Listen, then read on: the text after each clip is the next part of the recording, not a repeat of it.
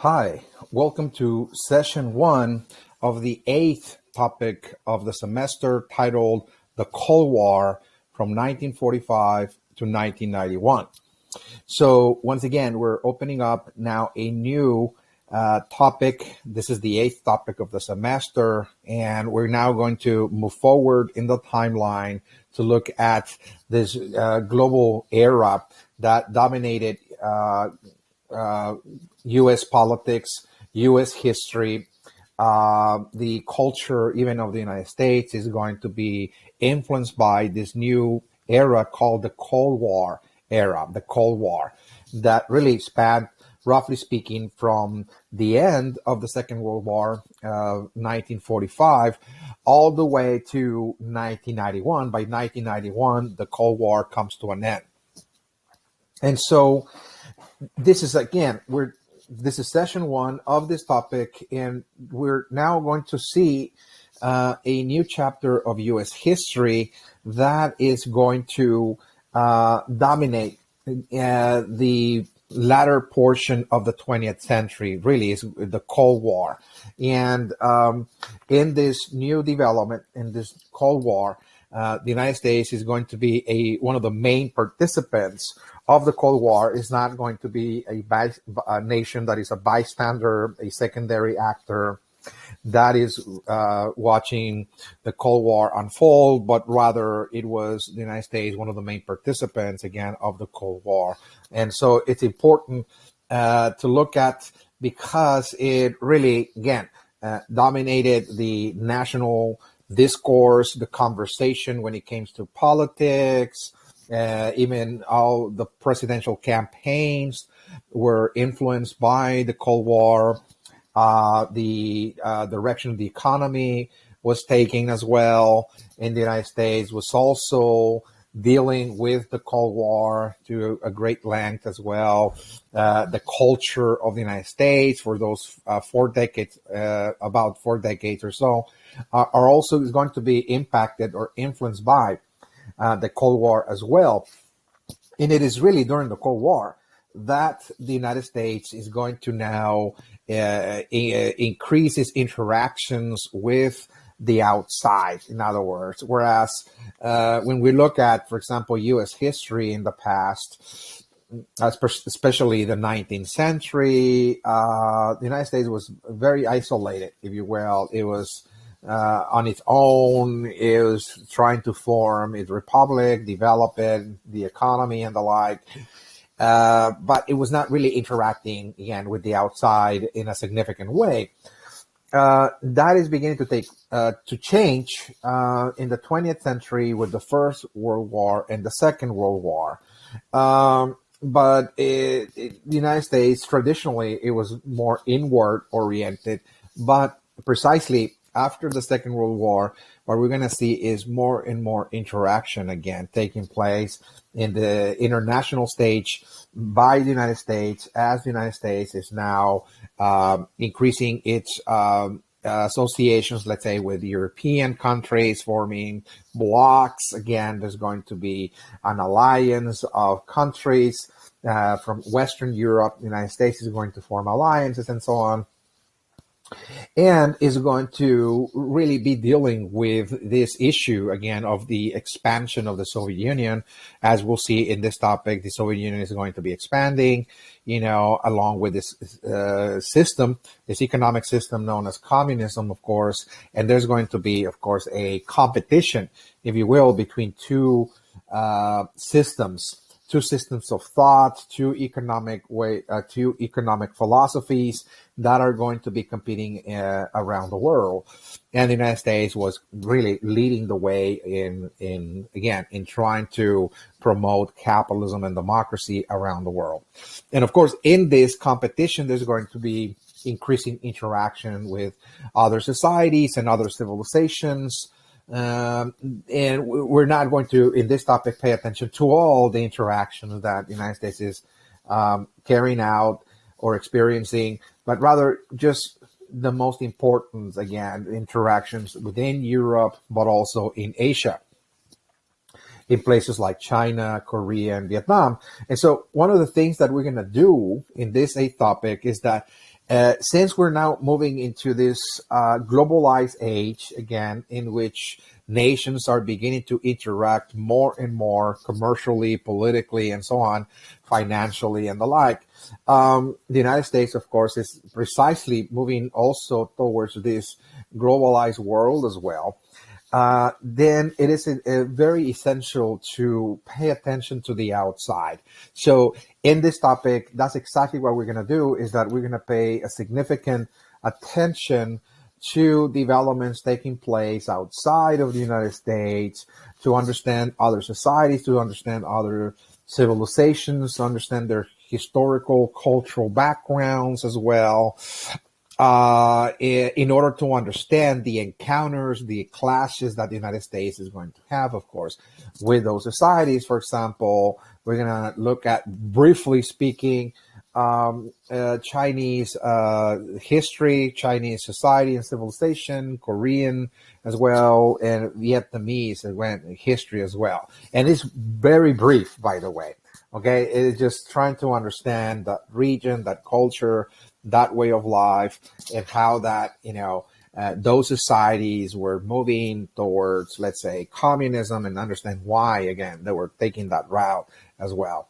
Okay, so it's going to be U.S. history from a global perspective. In this topic, we're going to take the global perspective, again, of U.S. history when we examine the Cold War. Okay, so now let us look at our outline here to see the title. Again, this is the 8th topic of the semester, okay, the 8th, and it's titled The Cold War from 1945 to 1991, okay? So in this topic, we're going to examine the Cold War by looking at certain elements, again, of the Cold War that are essential from the historical analysis. Something that we have been doing almost in every topic involves looking at, for example, in part 1, looking at origins and causes. It's part of analyzing history, okay? Analyzing the causes of historical occurrences, phenomenons, wars, the economic crises, anything that arises in history that alters human societies, that creates change, is produced by a series of factors, and that the historian must identify and analyze, okay, must take into account to try to explain why things occur in history, okay? Origins and causes. Again, this is part 1, and we're going to devote most of this session to look at the origins and the causes. And so once we look at the origins and the causes, then in part 2, we're going to look at the Cold War itself by looking at case studies of the Cold War. So the Cold War, I mentioned, is really a state of rivalry and competition between two different ideologies, two different economic ideologies, capitalism and communism. Okay, and we're going to see how this rivalry and competition played out in specific areas of the world. Those are case studies, okay, where those two ideologies came clashing. Okay, they clashed, they competed to see which of those ideologies was going to be implemented by a specific nation or a specific society. Again, there's going to be a competition to convince different nations and different societies that each side was trying to actually advertise the system as to be the best system possible to create, again, the ideal society. So we're going to see, again, scenarios, Cold War scenarios or case studies where there were certain regions that were really battling, that the societies were divided between those that favor capitalism versus those that favor communism, and how, again, we're going to see, again, the outcomes, what happened exactly, again, in those areas like Europe. Once again, in Asia, we're going to look at China, Korea, and Vietnam more specifically. This is not to say that those are the only regions of the world where the Cold War was taking place. This competition because the Cold War also occurred in Latin America, in places like Latin America. Okay, and the Latin American countries were also influenced. They were going through that intense rivalry and competition between those two groups, the two ideologies, if you will. But for the purpose of this course, is it will be just too much to see. In other words, that's something that perhaps could be assessed in a more advanced course. You look at, you take a political science class or a history class, that you look at the Cold War. You can look at all the Cold War, where it occurred. It occurred in Latin America. It occurred in Africa as well. African countries were also embattled by Cold War forces, if you will, as well. The Middle East, Asia, Europe. Again, it was really a global competition. Okay, so we're just going to, for simplicity's sake, look at Europe and Asia. Okay, in this particular topic, and of course the outcomes. What was really the end of the Cold War, how the Cold War is going to come to an end, and what were the outcomes, again, what exactly the Cold War changed in history, not only in U.S. history, but also in world history. Okay, so it had an impact worldwide, the Cold War. That's exactly we're going to examine what exactly the Cold War changed among human societies. All right, so this is the table of contents. And now, before we move into part one, looking at the origins and looking at the causes, I would like to start with a general introduction. Again, just to kind of define and explain, okay, what the Cold War is more in depth. So far, I provided very general descriptions, the rivalry, the competition, but it is here that I would like to be more specific for you to understand the terminology. In other words, what is the Cold War? What is the definition? Before we start looking at, again, the origins and such. So just, to have a proper understanding of the term and what it entailed as well. What did it mean, again, that the world was going through a Cold War exactly? Okay, so again, the Cold War, when we mention the Cold War, we really refer to this phenomenon that dominated world history in the latter part of the 20th century. Okay, the second half of the 20th century, this is when we talk about Cold War, and this is what we actually refer to. Although it should be noted that the term Cold War has also been applied to other moments in history in the past, whenever there were regions or there were nations or kingdoms or countries that were in competition with one another.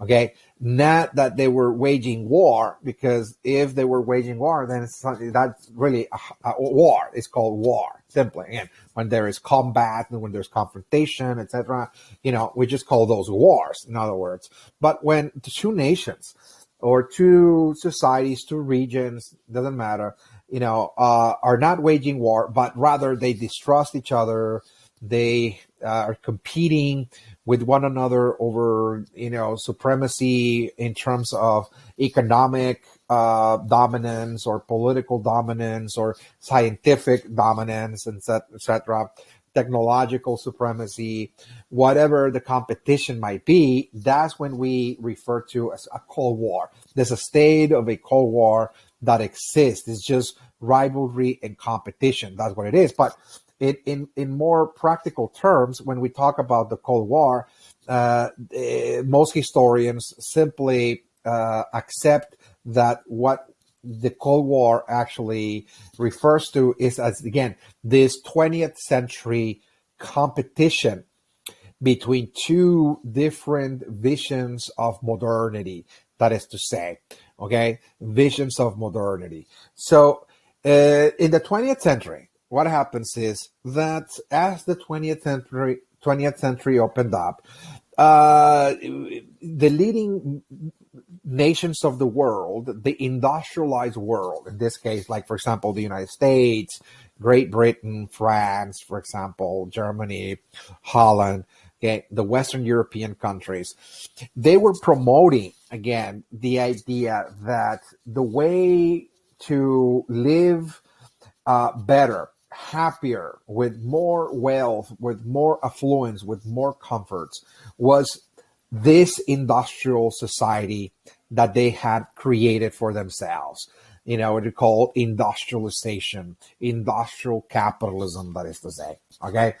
That this is the ideal existence for human beings. This is how people are going to be very, very happy, in other words, if they modernize, in other words. So, because they advertised that, then the rest of the world wanted to follow that route of development. In other words, that if you really want to create opportunities for your people, if nations wants to be wealthy, raise the standards of living of the population, have jobs for people with good paying, with good wages, good paying jobs, etc. Then what you needed to do is modernize. You need to industrialize. You need to allow people to own property, create enterprises, and generate wealth through those enterprises, offer jobs to people to actually earn salaries, earn monies, cash payments that will allow them to actually live the way they want to live. Use that money to not only pay for their basic expenses, but also to live comfortably as well. Okay, that this is the way to go.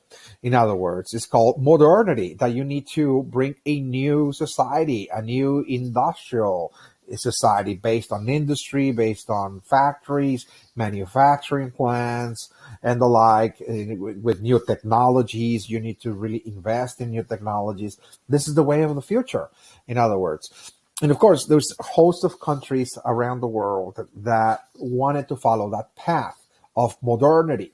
In other words, that industrial capitalism was promising that this is the way to upgrade your society. In other words, okay, you institute capitalism, which brings, the idea of private property, free enterprise, and wage labor, with advanced technologies. And this is the way, again, of the future. This is the sure way that a nation can progress economically. Again, this is the vision of modernity as the 20th century opened up. And it was really capitalism, really the leading, really economic system of the world all the way to 1929. So by 1929, with the stock market crash of 1929, we see the crash of the capitalist system all over the world. So the capitalist economies of the world came, of course, crashing with the Great Depression of the 1930s that started with the Great Crash. Again, the stock market crash of 1929. So what that did is that it's something we explained actually in the previous topic, is that when capitalism crashed, we're going to see new ideologies on the rise that wanted to replace capitalism. Okay. And so there's going to be competing ideologies, if you will, that wanted to replace capitalism and present an alternative vision of the future. Okay. That, well, there's another path for modernizing. Okay. There's another path. There's another economic system that the proponents of the system, the proponents of this philosophy, believed that this was an alternative way of actually also creating the ideal society, okay? The ideal society. And that, of course, is communism. And again, so this is another ideology that is also trying to replace capitalism precisely in a time when capitalism was in a coma, in a state of coma during the 1930s.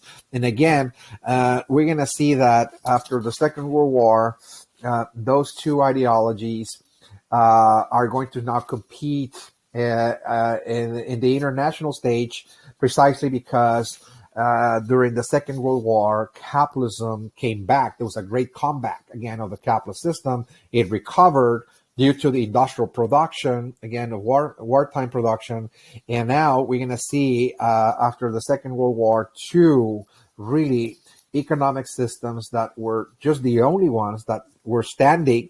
Again, on one hand, the capitalist system, and the others, of course, the communist system of the Soviet Union, that are now competing for followers, they're competing for advocates, they're competing for supporters around the world to actually say the way of the future is, for example, the proponents, the advocates of capitalism will say, no, capitalism, again, is the way that you create the ideal society.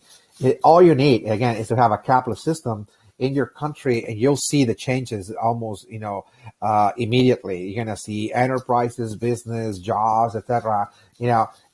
Consumer products, and people are gonna be very, very wealthy, very well off. The proponents of capitalism. And on the other side, again, there were proponents of communism that actually told a different story, and that in order to create the ideal societies, what you needed to do is pretty much eliminate all social classes. Again, classless society, that people can only be happy in a state in which there's no disparities, no differences, again, in wealth. That is to say that everybody pretty much is part of the same class, again, pretty much a single class. In other words, that's what communism is. So again, we're going to see that this was actually what we refer as the Cold War. It was a race, a competition between two modes of thought, two ways of looking at the world, two ways of trying to organize human societies economically, two economic systems that both promise, again, the ideal state. In other words, capitalism promised the ideal capitalist society that will most people are going to be pretty much well off and happy. And the others, of course, the communists also promise their own, ideal existence where there's no differences, there's no disparities of wealth, etc. Again, so this was, again, an ideological competition. Again, it's a competition of ideologies, all right, around the world. Again, so it's not just happening in one region or in a group of countries. This is a global competition. Okay, how is the world going to be organized? In other words, what is going to be the dominant economic system of the future? Is it going to be capitalism, or is it going to be communism? And because they were diametrically opposed to one another, okay, because they were so different, but not just different in that there were minor, superficial differences between capitalism and communism, but rather they're antithetical. They're totally opposed to one another, because capitalism calls for, of course, a society divided by classes. In other words, that some people are going to have more than others, because those that have more are the ones that are going to, the peoples, again, they're going to have more, are the ones that were more industrious, in other words, more committed, and so on, to generate wealth. So again, there's going to be people that are going to be better off than others, that are falling behind. In other words, social classes. And communism calls for the total abolition of social classes. It's a classless society. So they're totally like night and day. They're not compatible. As a matter of fact, they're diametrically opposed. So therefore, because they're so different and they oppose each other, this competition was not just a competition that was natural between two different ways of thinking, but again, it was a competition in which both sides mistrusted each other, because they were so again, opposed to one another. That is either capitalism or communism. You cannot have both, in other words. So there's mutual distrust, mutual distrust between the capitalists and the communists. They don't trust each other, in other words. They feel that they cannot coexist. Okay, they feel that the world cannot inhabit, okay, those two simultaneously, because they oppose each other in every way, in every possible way. Okay, so to have communism, you have to end capitalism. And to have a capitalist system, you have to end communism by default. In other words, that there's no room for those two to coexist. At least that was the idea. That was the perception, again, of the Cold War era. Again, that because they couldn't coexist, so therefore, one was striving to displace the other, so they distrust each other. So that's why it's a Cold War, because there's mutual distrust and it's also mutual misunderstanding.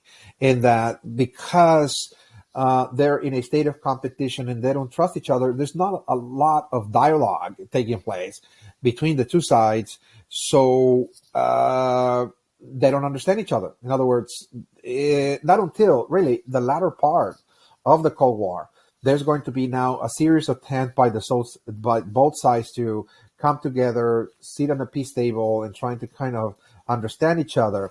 It was really towards the end, by the way, but for most of the Cold War, both sides pretty much misunderstood the other side. For example, in the capitalist societies like the United States, people just couldn't understand why some people, let's say in the Soviet Union or in China, were so convinced that communism again was ideal. In other words, what do they find so appealing in that? In other words, it just doesn't make sense. Nobody can own anything. The institution of private property is non-existent in communism. So why people find that so attractive. In other words, we don't understand that. And on the other side, from the communist perspective, they didn't understand capitalist societies as well. How is it that people accept that one group of people have more than others, and so on? Why is it that capitalist societies are driven so much towards consumption? For example, consumerism. Why is so appealing about consumption? In other words, so there's misunderstanding. In other words, there's some misunderstanding on both sides. Okay, so first and foremost, I just wanted to clear that out of the way, because I want you to have a very, very good understanding of the terminology and what exactly a Cold War is. In this context, again, it's an ideological competition between two visions of the future for humanity. Humanity wants to modernize, it wants to create new ideal societies, and there's two paths to do that. There's the capitalist path, there's the communist path, and those two are at odds.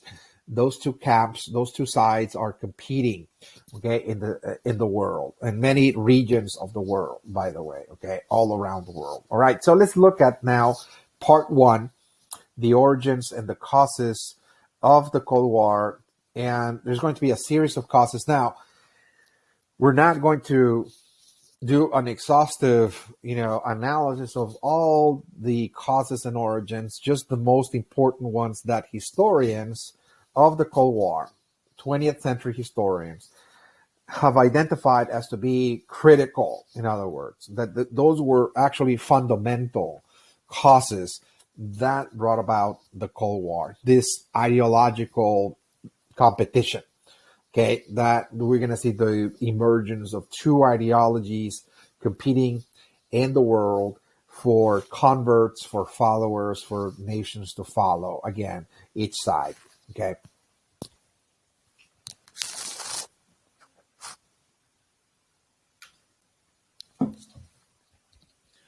So let's look at the first cause now. Okay. The first cause of the Cold War.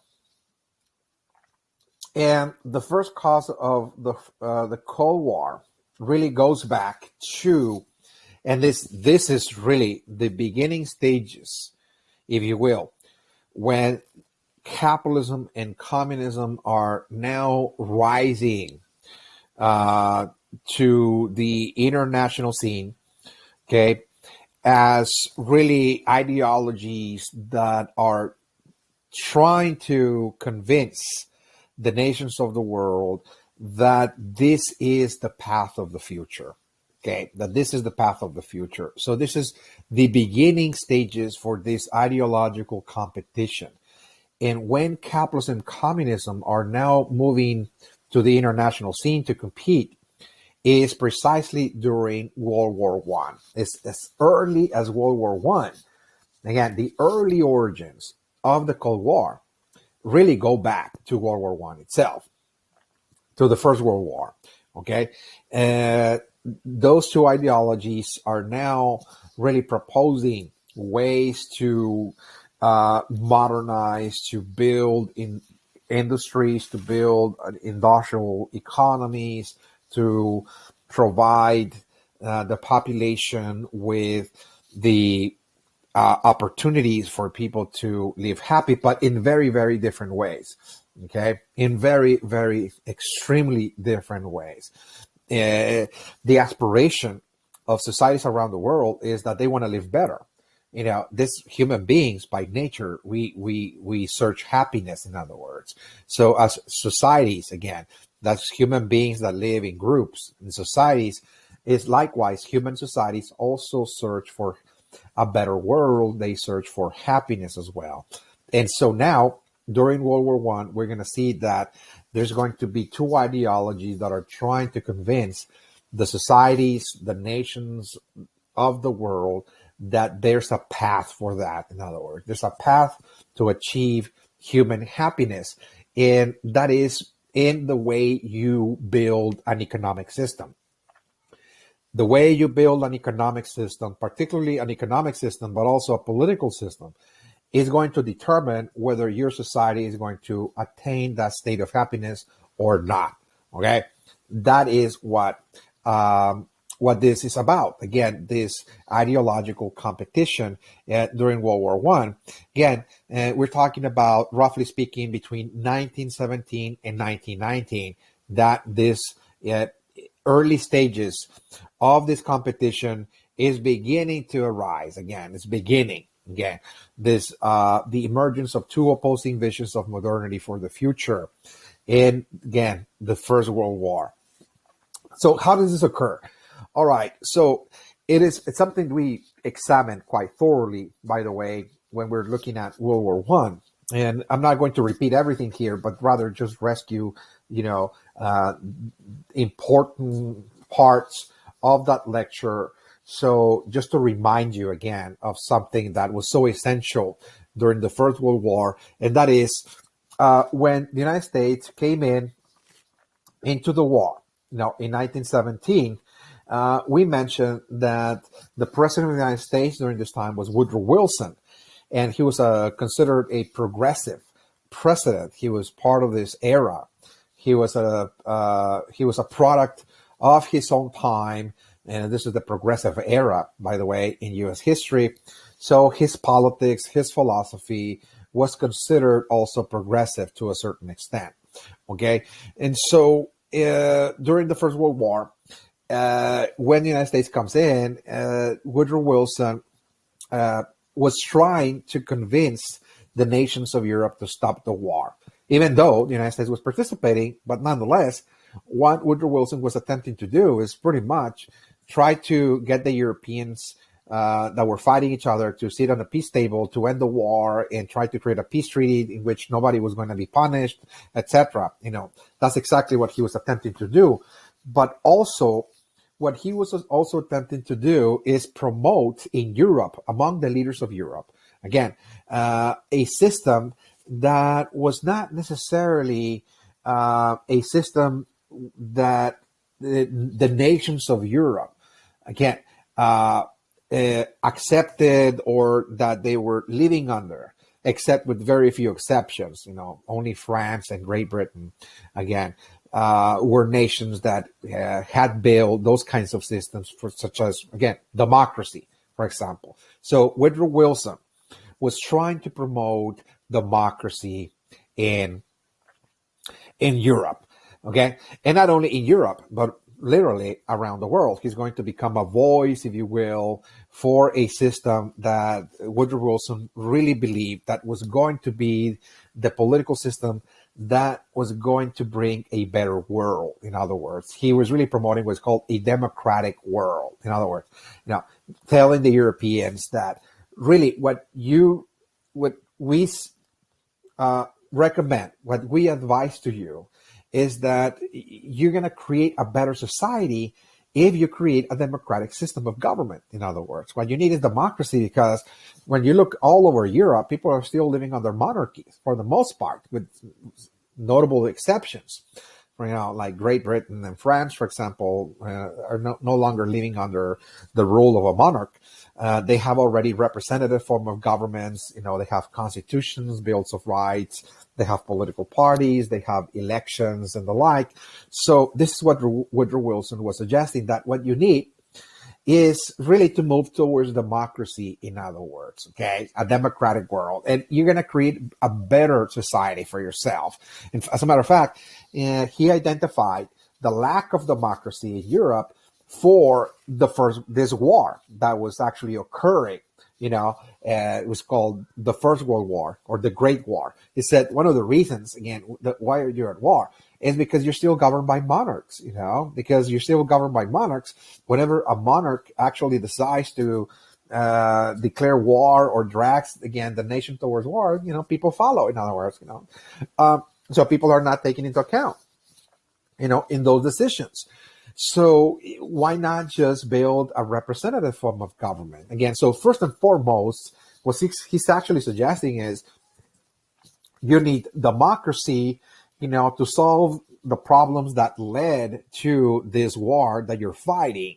But at the same time, what Woodrow Wilson is also suggesting is that the other components that he finds so essential to build the ideal society is capitalism. In other words, what you need is democracy and capitalism, okay? So if you bring this political system, this form of government called democracy, and you bring about this economic system that is known as capitalism, then you're going to create the ideal society, okay? The people are going to be participating in politics. They're going to vote to elect their representatives during elections, for example. People can actually run for office. People will be allowed to form political parties to compete with other parties, again, to create reforms and the like. This is all, again, allowing populations to participate in decision making. Again, this is essential to create the ideal society, he said. But you also have to bring capitalism. And what is capitalism? Well, it is really an economic system centered on the idea of private property. You have to allow your population to own property in order to use that property to create an enterprise, we call free enterprise, to build wealth. You have to allow individuals to pursue their own self-interest, to build wealth.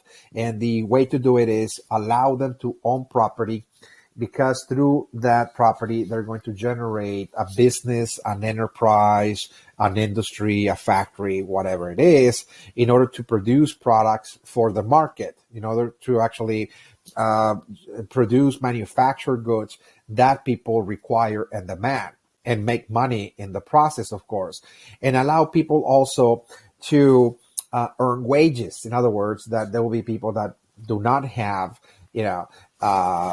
capital. They cannot create a business, but they can be hired. They can actually earn wages again. And so this system called as capitalism, that sets the population pretty much loose and free to pursue their own self-interest, to build wealth, that this is the way of the future. This is how people actually attain happiness.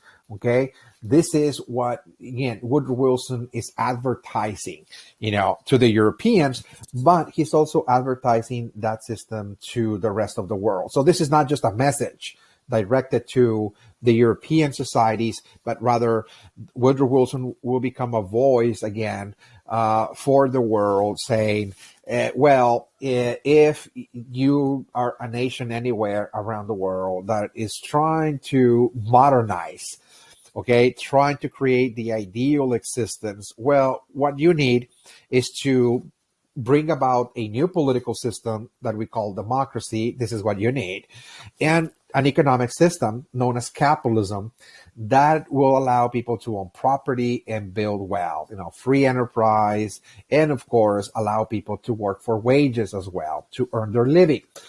And this is how people will be happy, because people are going to have a source of income. They're going to be working in companies. They're going to be working in enterprises, in all sorts of industries. They're going to be earning wages. The owners of those companies are also going to be making money, of course, by the production of those goods. And people are going to actually enjoy the society, enjoy their existence by consumption.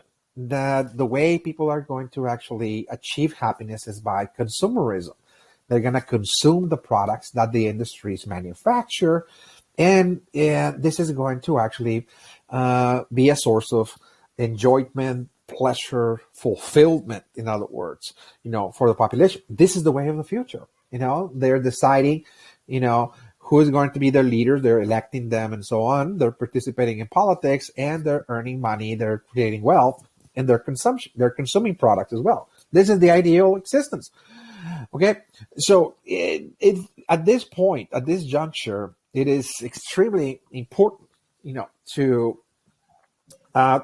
actually delve into the actual, reason of why Woodrow Wilson, believes this. And of course, Woodrow Wilson is not the only person that actually believes this. Of course, he's the spokesperson for American society. Again, he's the president of the United States. So in a certain sense, he's only voicing, the ideas, the predominant ideas of the United States that people hold so dear, that they share in common, the values of the country. In other words, that the United States is a capitalist country, and it has a democratic system that is not yet totally had reached the state of perfection, but compared to many different countries from around the world, again, it's an evolving political system that is attempting, again,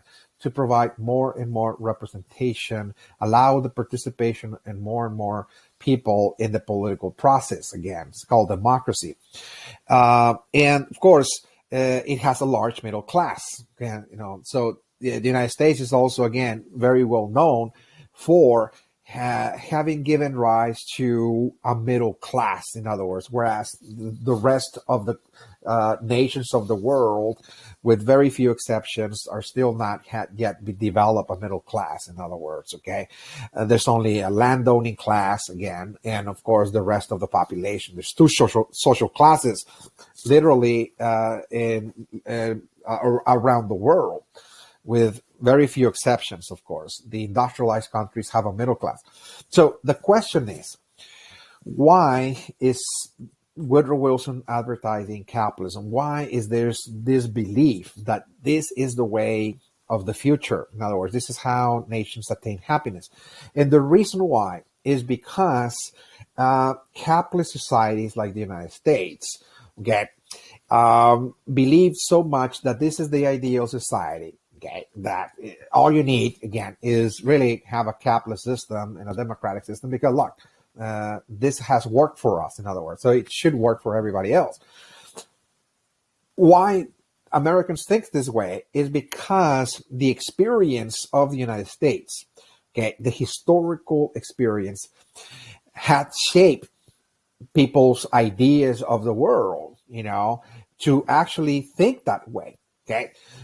Precisely, it is really the experience of the United States. When you study U.S. history, for example, going back, let's say, to the early colonial period of the early 1600s, when the first English settlers arrived to New England and Virginia, etc., started building colonies and the like.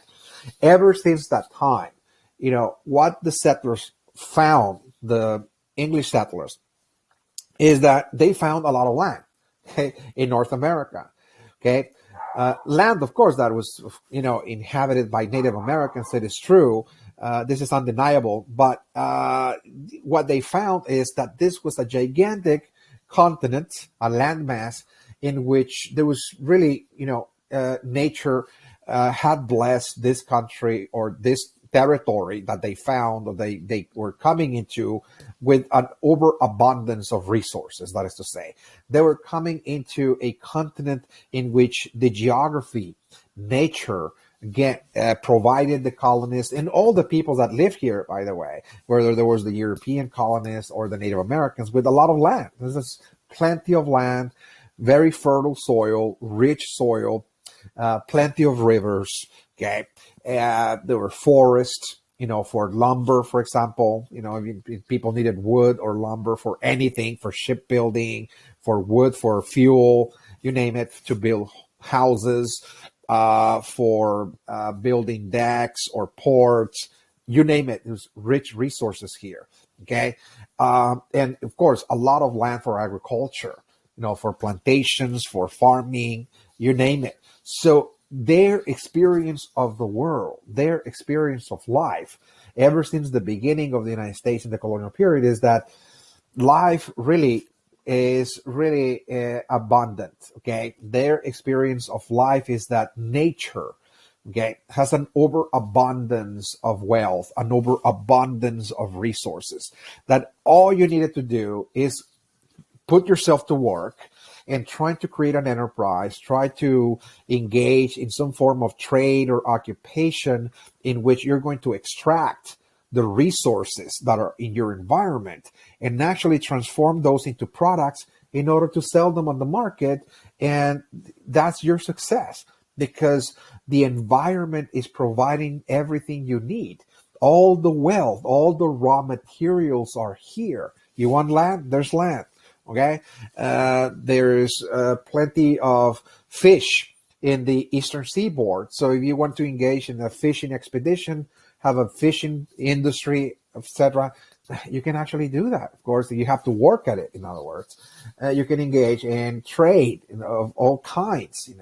Like the fur trade, for example, etc. Again, so their experience of the world is that life is about abundance. This is again what we talk about, the politics of abundance. Okay, this is the kind of worldview that capitalist societies like the United States actually hold, okay, as true. That their vision of the world, their interpretation of nature and the environment is that life is rich. In other words, we see a lot of resources in the earth. And all you need to do is just work very hard to extract those resources, transform them into products, sell them, and you have a business, in other words. Okay? Because that is the experience of this part of the world. Again, nature just, it presented the nature presented the stage, the stage from which we're actually engaged in our play, in our dramas. We're, pretty much acting out our lives here in a stage in which the stage itself, which is nature, the landscape, is rich.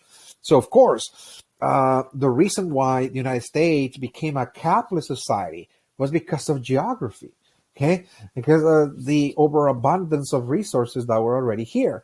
And the reason why the United States created a capitalist system, okay, with a middle class, people that have more money, more affluence, more comforts, a higher standard of living, etc., called middle class, is precisely because there was an overabundance, again, of materials and resources that people were simply processing them, again, through industrial production, manufacturing of all kinds, and building technologies in order to actually craft better products and so on, build businesses, industries. And now we got, of course, an industrial society in the United States, because the resources were here, in other words.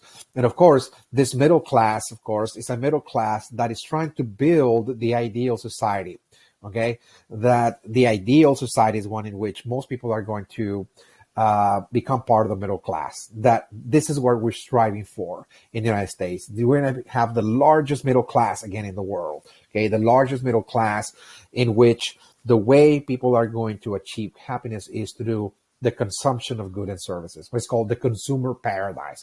Okay, so this is the ideal society for a capitalist nation like the United States. Again, to have a large middle class, again, with a consumer paradise, again, that the way people are going to be enjoying their existence is by studying, working very hard, and attaining a certain status, again, which they're going to have enough monies coming in, good incomes, good salaries, and use that money in order to enjoy their existence through the consumption of the goods that brings them pleasure and the services that entertain them, distract them, whatever it is. And again, we are very happy with it again. So again, Woodrow Wilson was really, advertising democratic capitalism because he's coming from this background. He's a product of a society that has experienced abundance. In other words, the politics of abundance. Whenever people talk about democracy and capitalism, it's because they come from this background of affluence, of abundance, in other words. From a large middle class, and people, of course, enjoy themselves with consumption or consumerism. So again, this is something that we have to understand, that when Wilson was actually speaking about, capitalism, again, he's really, really talking to the world from the perspective of a group of people that have experienced abundance. They were lucky to arrive to a region of the world that was blessed by nature with an overabundance of resources, that is to say. Okay, and now they have achieved this stage of development in which there's a growing middle class, etc., with affluence, etc. Again, and of course, during World War I, he was facing competition. There was another world leader, the leader of the communist revolution in Russia, Lenin. Lenin had just changed the government of Russia, pretty much overthrew the Tsar Nicholas II, and begins the process of installing a communist state, a communist regime. Again, in Russia, the beginning of communist Russia, 1917. And as Wilson is promoting this capitalism and democracy to the Europeans, that this is what you need to attain the ideal existence, suddenly he had rivalry, okay? Because there's going to be another world leader that is also going to come into the scene and trying to convince the leaders of Europe and the leaders of the world, by the way, looking at different nations, if you will, around the world, trying to convince them of an alternative path, an alternative system, that is to say, okay, that he believed that was going to also, bring about this ideal society. And in this case, Lenin, that was his name, advertised a different system altogether that was known as communism. In other words, he was actually promoting what is called a communist utopia or a communist paradise, just like the consumer paradise of capitalism. Again, that's the kind of paradise that capitalist societies strive to create. This is the ideal existence for a capitalist society. It's called consumer paradise with a large middle class. The communists also dream of a communist paradise or utopia. Utopia and paradise almost synonymous words. They almost means the same thing, like the ideal, kind of the ideal society, the ideal state for people to live. Communism, of course. So what is exactly this communist paradise or utopia that he referred to? Well, Lenin, of course, did not invent communism. Okay, this is something that was actually innovated by philosophers, again, back in the 19th century, like Karl Marx, by the way. So let me just write it here, by the way. Okay.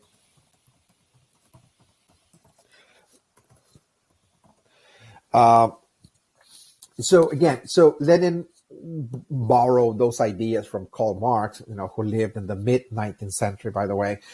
But the difference is that Lenin is now promoting the ideas of Karl Marx around the world, in other words. And so he's really, moving out into different parts of Europe, advertising, what is called communism. Karl Marx is really the forerunner of this ideology. But Lenin in the 20th century is the promoter, if you will, okay? So the one actually, the voice of that, and he's really rivaling Woodrow Wilson in trying to convince the nations of Europe that no, what you really need is to create this ideal society is to create a communist paradise, in other words.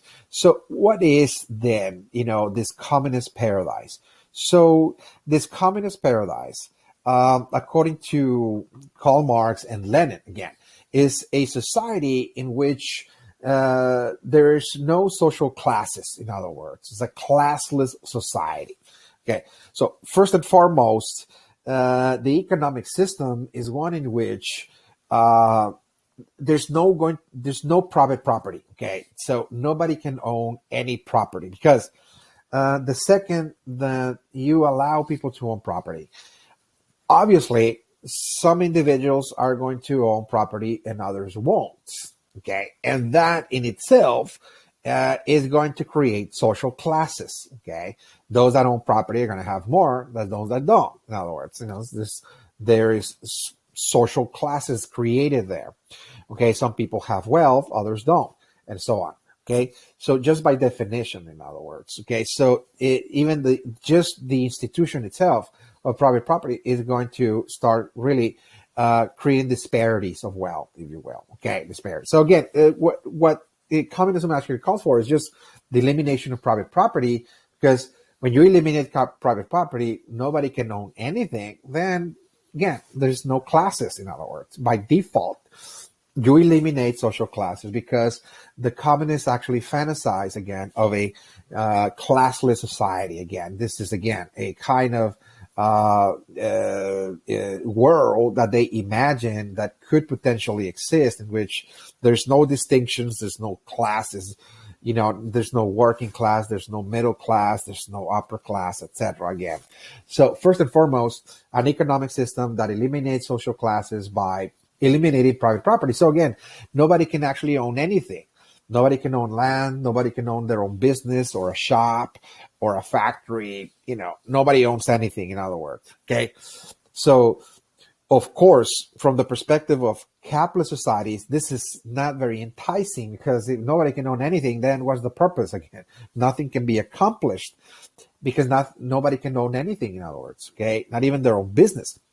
So, and also, what Lenin promotes is that the political system, again, of a communist society is one in which there's going to be a one-party state. Okay, so instead of having a democratic state in which people are allowed to vote, there's competition between political parties and so on.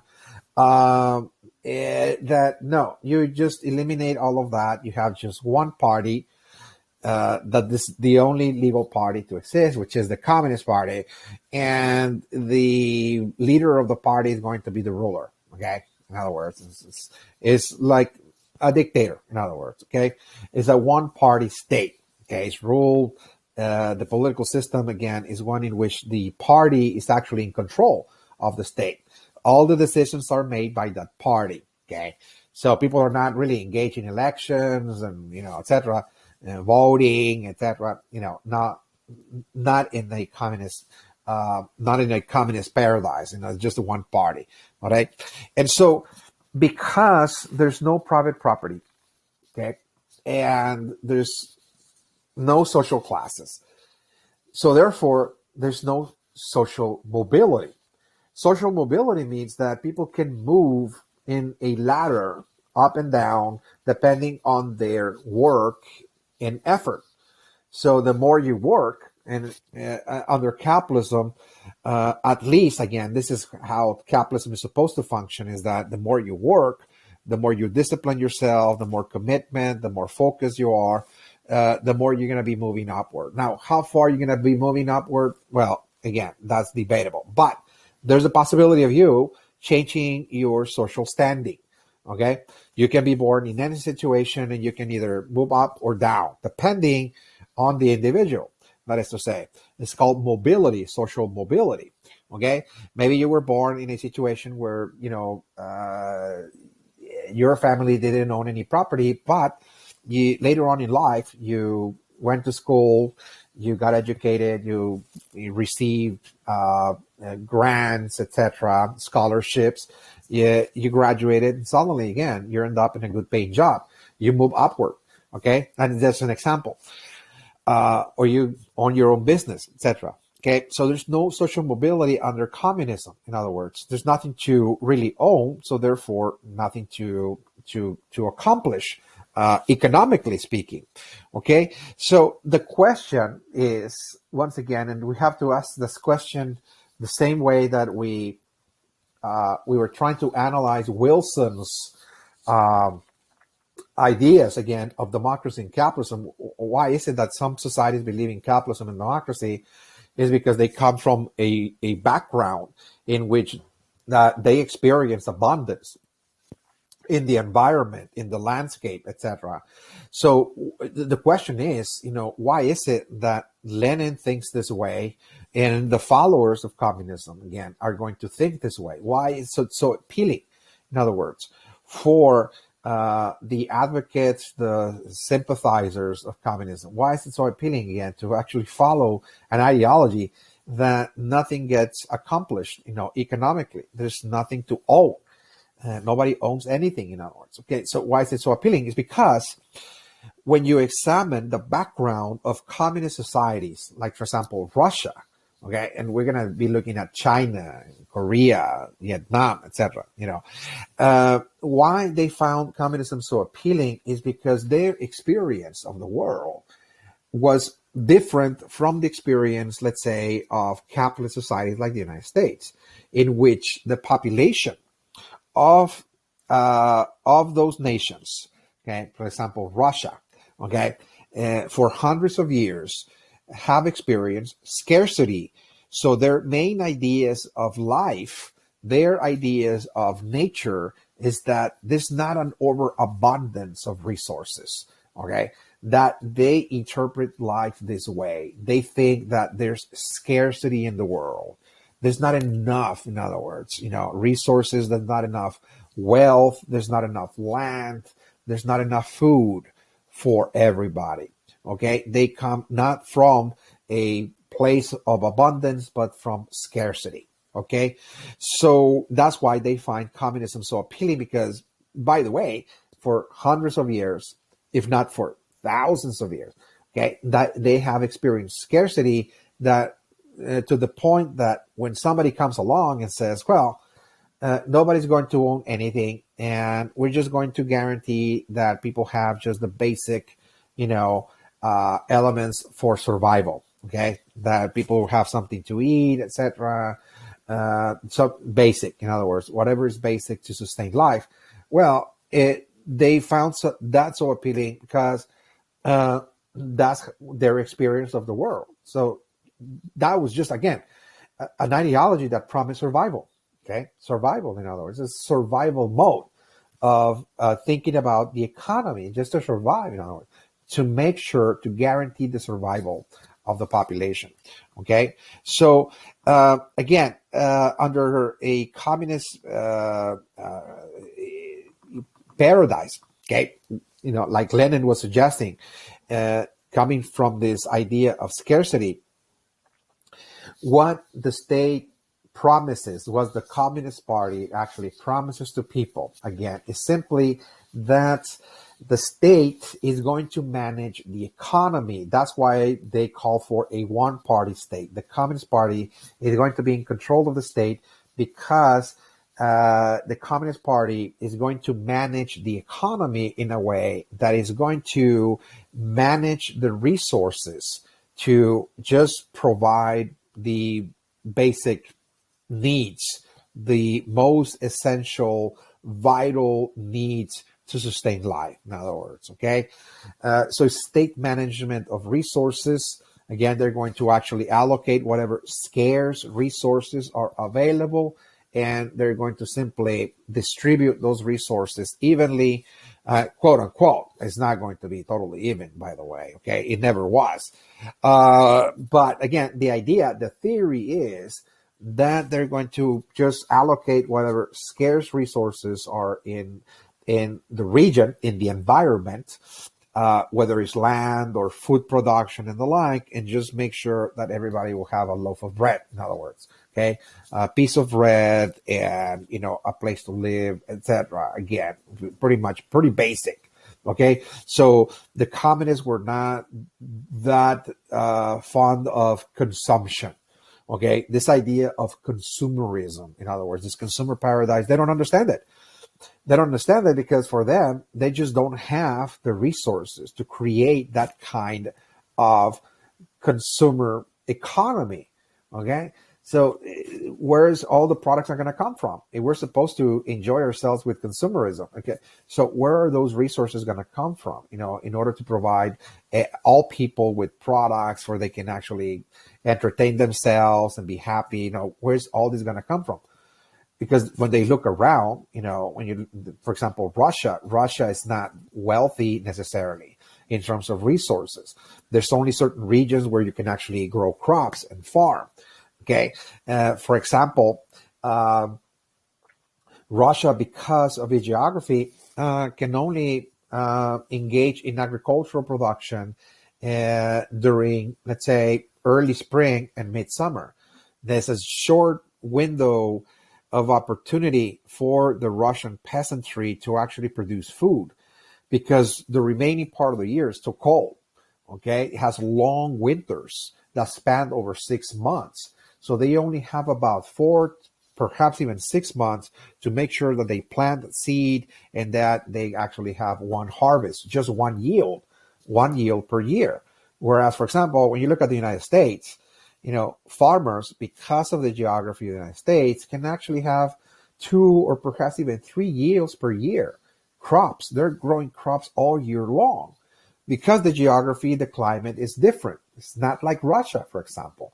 And you got rivers, you got technology to irrigate crops. So again, the problem in the United States is actually overproduction. It has always been. Okay. The problems of the US economy is not scarcity. It's too much being produced. And, industries are overproducing and farmers are overproducing precisely because there's an overabundance of resources. There's a lot of land, it's good soil, there's fertilizers, there's technology as well. Okay. The good climate, so on. So again, there's just two polar opposites, when you talk about the United States and you talk about Russia. Okay. So just an example, again, talking about just food in Russia, again, they just don't have, of course, the setting. They don't have the geography in their side. So they can say, yeah, we're going to engage in overproduction. You see, we can just overproduce food. Okay. Because we have the land, we have the climate, we have all the technology. They just don't have that, in other words. So whatever little food is produced, they only have one yield per year. So it's limited.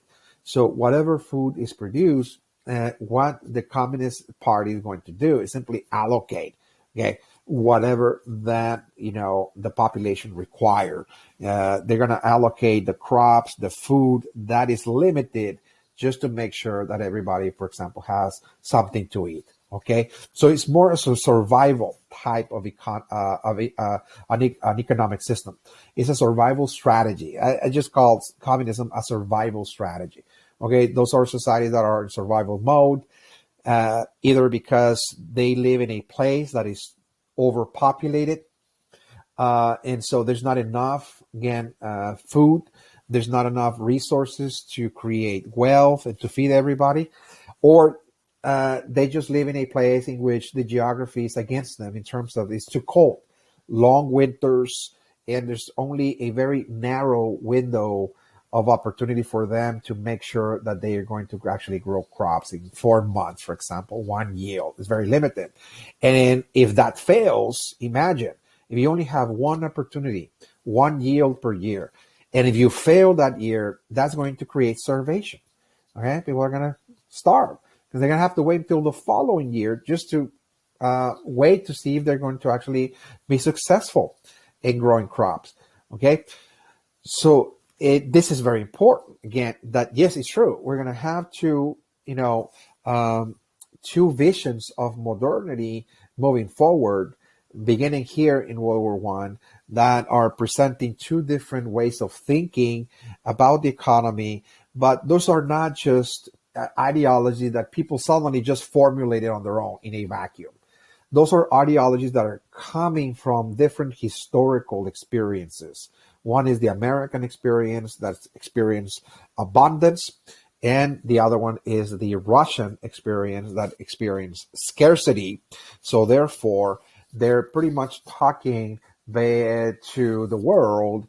They're communicating ideas, values that come from those experiences. Okay, one is the politics of abundance, and the other one of scarcity. Okay, so like I said, Russia has limited resources, and the other reason why, again, uh, Lenin and the communists, are not going to favor a democratic system is because when you look at all the communist states, by the way, okay, of the 20th century, those states uh, had a dictator, okay?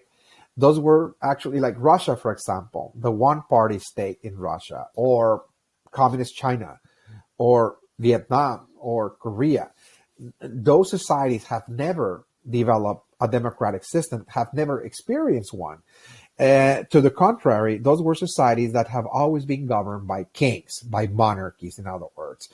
So, because they were so accustomed to follow a monarch, to be led by a king in the past for hundreds of years, so in the 20th century, when they uh, adopted communism, they accepted the one party state and dictatorship because they just saw that as a new version of the old monarchy. In other words, the one man state. In other words, the one man rule.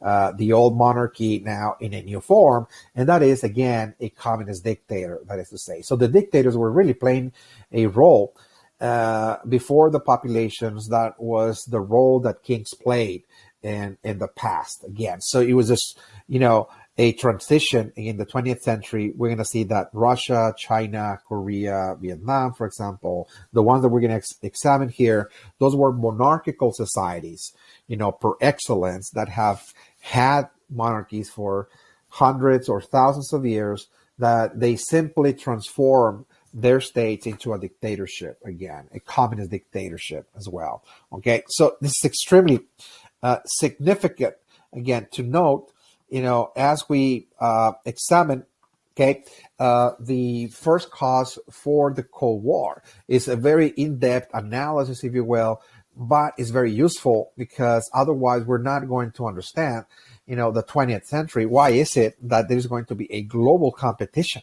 In other words, what's so important about communism and capitalism, that people had to decide which system they were going to live in, is because both promise a paradise, okay, an earthly paradise, a material existence that each side believed was to be ideal for people to live better. But we already examined the background that those ideologies are really promising paradise to people that experience the world in very different ways. Capitalism is talking to societies that experience abundance. So this is a paradise of abundance, that you can actually create a middle class and a consumer paradise. And the other side, again, is talking from the perspective of scarcity, promising an earthly paradise in which simply there's not going to be any classes, nobody's going to own property, and the state is going to manage resources to make sure that the population survives. It's like a survival type of paradise, if you will.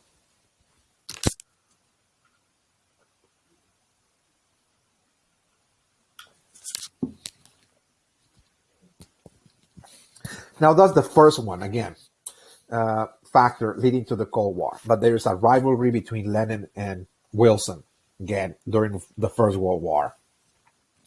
Now, the second factor that led to the Cold War was during World War II itself. Okay, it was really during the Second World War that there was another moment in which we're going to see a rupture between those two different ideologies that were during World War One. They were simply there in the international stage, trying to convince nations which path was better. In other words, Wilson and Lenin were simply talking to the world and advertising their own ideology. But it was during the Second World War when we're going to see those ideologies coming at odds more and more than ever before, because during World War II, what we're going to see is that the Soviet Union, what you call simply communist Russia, in other words, the Soviet Union, and the United States are going to actually form an alliance. As a matter of fact, this was a strategic alliance that was formed during World War II, which is also was an alliance with Great Britain. Again, Great Britain, the United States, and the Soviet Union are going to join forces in order to fight Hitler and Japan and Italy, okay, the fascist states, in other words. So it was a strategic alliance, okay, that is going to bring, of course, capitalist nations like Great Britain and the United States, along with the Soviet Union, what that was communist. And of course, they were so radically opposed to one another ideologically, but they had a common problem, okay? The problem is Hitler in Europe, that they better come together in order to defeat Hitler, in other words. So it was strategic in that regard. So they were allies, in other words. But it was during World War II that there were certain decisions that the Allies had to come about that are going to fracture the alliance, in other words. And this is going to create a state of mistrust, in other words. We were talking about mistrust, for example, okay, in the general introduction. So what am I actually talking about here? So during World War II, there was a critical question that needed to be resolved by the Allies, and that is, where are the Allies going to land in Europe in order to liberate Europe from the Nazis? We talked about in the previous topic, World War II, that Hitler was actually invading a number of countries in Europe, okay? Denmark, Norway, for example, Poland, Hungary. It was also invading the Western European countries like Holland, Belgium, France. France had fallen to the Nazis rather quickly. And so in 1941, the Nazis were already in the Soviet Union. They were very well into the Soviet Union. Okay, the Nazis were now battling the Soviets because Hitler was convinced that the time had come to destroy the Soviet Union again. So he was moving in millions of troops, thousands of tanks, etc., into Soviet territory. So, of course, once the United States comes into the war, late 1941, when Japan invaded Pearl Harbor, now that the United States comes into the war and joins forces with Great Britain and the Soviet Union to stop Hitler, the decision is, okay, so where are we going to actually land in, where are the Americans in this case, the Americans and the British going to land in Europe to start liberating all of the countries that Hitler is occupying, okay? So during this time, the Soviet Union is almost like begging, again, for the Americans and the British to open a second front. The second front means this is a second theater of action, because the first theater of action in the United States was in Japan, fighting the Japanese. But the Soviet Union is almost begging, again, the Americans to open a second front in Europe. In other words, look, land anywhere in Europe. When the Americans are going to land in Europe, whether it's in France and Italy, it doesn't matter. But that is going to relieve the Soviet Union from the Nazis, that the Nazis will have to dispatch forces away from the Soviet Union to send them to the West to fight the Americans and the British coming from the West, in other words. So this is what the Soviet Union demanded, because they were pretty much fighting the Nazis on their own at that time. It was just the Soviet Union really fighting Germany, okay, during World War II. And when the Allies decided to land in Africa instead in 1942, when the Americans and the British decided that we're going to start liberating Europe by first getting the Nazis out of Africa, in other words. So that delayed, of course, the liberation of Europe, that postponed actually opening up this second front, in Europe, and delayed, of course, the fight between the Nazis and the Soviets for 3 years. So for 3 years, the Soviets were pretty much on their own, fighting Hitler in Soviet territory for most of this time, by the way. So that decision itself, this decision to land in Africa, okay, by the Allies, this wartime decision convinced the Soviets that the reasons why this front was opened up in Africa and not in Europe was to leave the Soviets to their fate. In other words, that the Soviets were there then to pretty much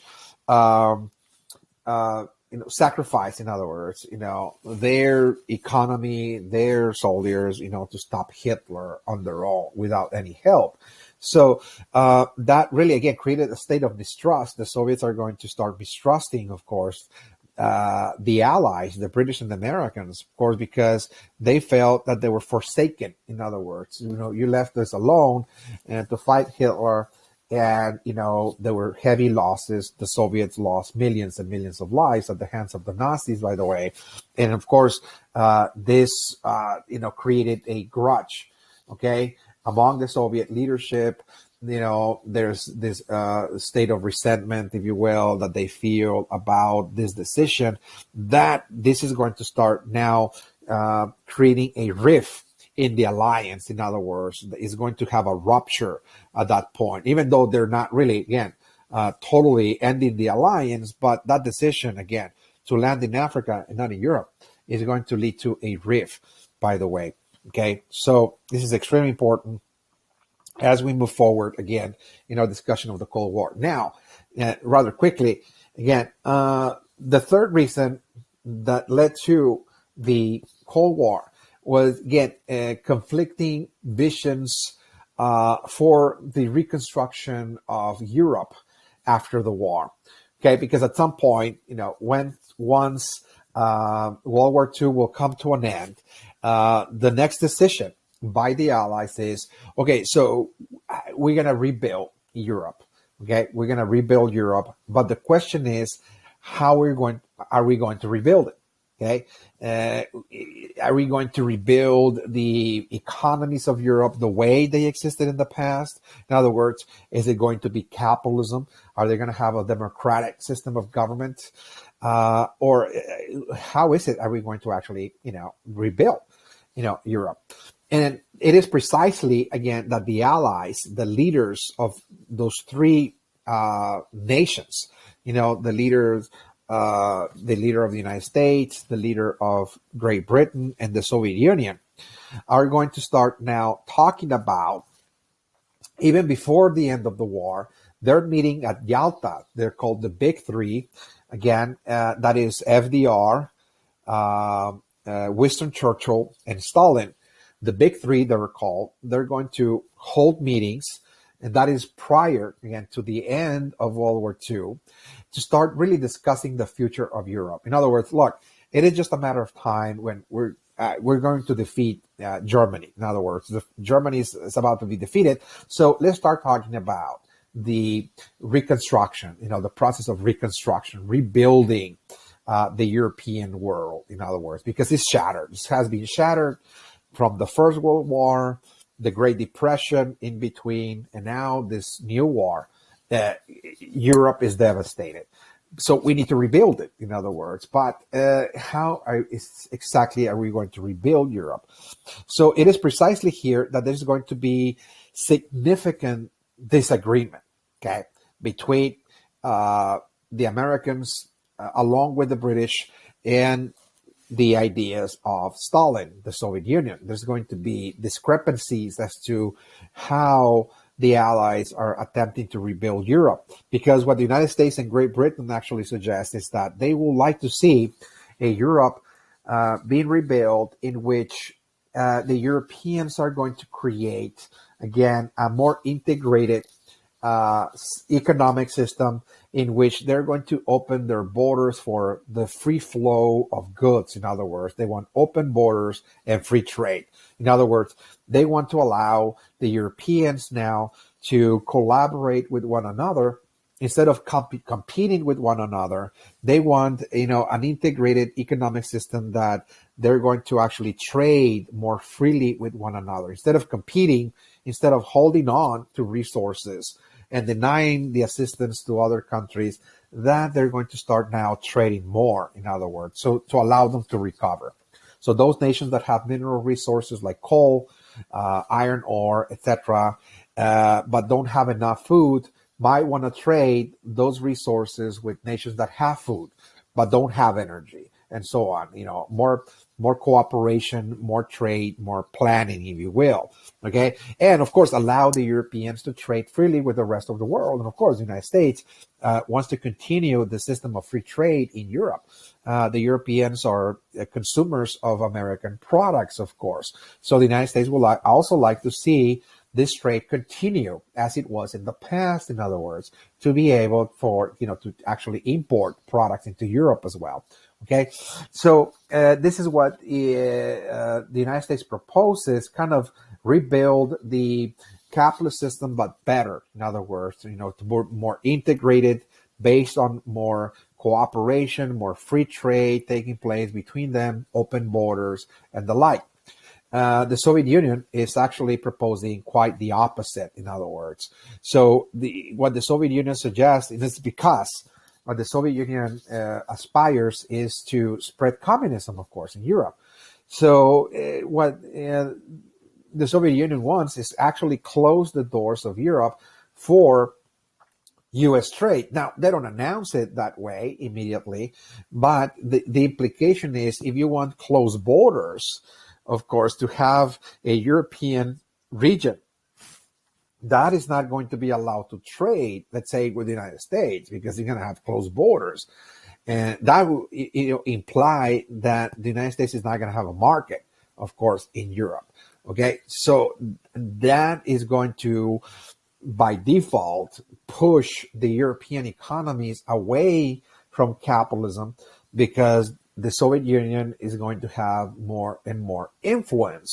If the United States doesn't have any economic influence, any cultural influence in Europe, then the Soviet Union can actually promote its own ideas of communism in Europe.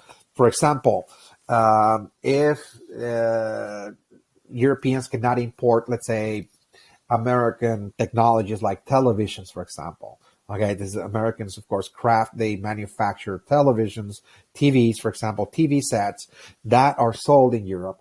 But if the Europeans don't own TVs and they don't watch, again, American programs, they're not going to be exposed to the ideas of consumption, in other words. And see, if they're not exposed to the ideas of consumption, then it will be easier to convince them to adopt communism, in other words. So in other words, what the Soviet Union is wants to isolate Europe from American influence, in other words, whether it is commercial influence or cultural influence, the ideas of consumerism, etc. Okay, that's exactly what the Soviet Union pursues with this policy of closed borders and restricted trade. So there was no negotiation at Yalta. In other words, this meeting really, there was no agreement. There was no consensus. And of course, after the meeting, it was revealed that the Soviet Union was going to try to spread communism, have an influence in Europe. And that's exactly what actually occurred, is that after the war comes to an end in 1945, the Soviet Union remained in occupation. It's occupied a number of countries in Eastern Europe. The permanent occupation of Poland, Romania, Czechoslovakia, Hungary, Bulgaria, and East Germany. Again, it's permanent. So because they kicked out the Nazis from the Soviet Union, the Soviet Union is now pursuing the Nazis into Eastern Europe, countries that the Nazis also occupied. And as the Soviets are driving out the Nazis from Poland, Romania, Czechoslovakia, Hungary, East Germany, and Bulgaria, they remain there. They don't leave. So it was actually very evident that they have, aspirations to actually influence those countries in terms of that after the war, that those countries were going to remain under the influence of the Soviet Union and become communist states, that is to say. Okay, so again, they're now in permanent occupation, and this is where we're actually going to make a stop here. So again, this is the end of the first session. Now we are at this point after the Second World War, when the Allies are having, of course, a lot of disagreements. The Soviet Union and the Americans are now disagreeing about the future of Europe, how Europe needs to be rebuilt. There's discrepancies, there's no negotiations, but the Soviets are now occupying certain countries with no intentions to leave anytime soon. So the implication is, well, the Soviet Union is trying to spread communism in Europe, because after the war, what they're going to do is simply force certain nations to bring about certain changes, certain reforms that are going to lead those countries to become communists, of course. So again, this is something that we're going to analyze more closely in the second session. This is the end of session 1. When we come back, we're going to now look into what happened after the war. That is going to start now bringing about this Cold War. Again, this is the world divided between two ideologies that are going to start competing around the world. This competition started in Europe, but this is going to go global again after the Second World War when we come back. Okay, so we'll continue with the discussion in session 2. This is all I have for you, and I'll see you then in session 2. Thank you.